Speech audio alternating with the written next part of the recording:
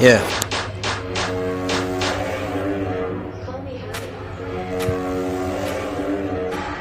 حرفم جا کردم توی پیپر، حرفم جا کردم توی پیپر، حرفم جا کردم توی پیپر. یو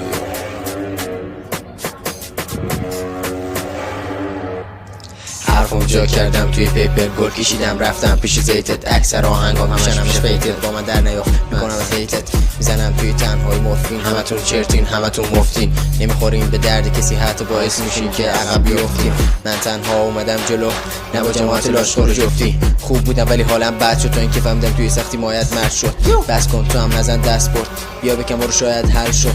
خوب بودم انت شروع میکنم و سیاهی زندگی، داغ نرمه بیراهه بردگی، اینو یاد گرفتم حتی من از بچگی، انتهای مسیر زندگی چسکی، اون توی خودت آیندته، به بیچارگی خودتون عادت داده، تو منحصر بر فردی یا آدم خاص، همون که زده بودنش به نفع خیلی هاست. پس اینو بگو من آدم خاصم، من آدم آسم، اینو تکرار میکنم با اینکه ندارم پاسم، به چپ میگیرم و میه در دارو بازم، دیگه نمیذارم کسی بهم بگی چه نازم.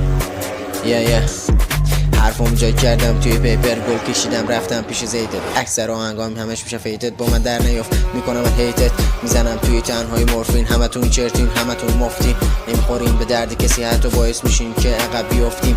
من تنها اومدم جلو نه با جماعت لاشخور جفتی، خوب بودم ولی حالم بد شد تا اینکه فهمیدم توی سختی باید مرد شد. بس کن تو هم نزن دست برد، بیا بکن برو شاید حل شد.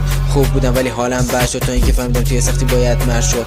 بس کن تو هم نزن دست برد، بیا بکن برو شاید حل شد. حرفم جا کردم توی پیپر، گل کشیدم رفتم زیر زیدت yeah.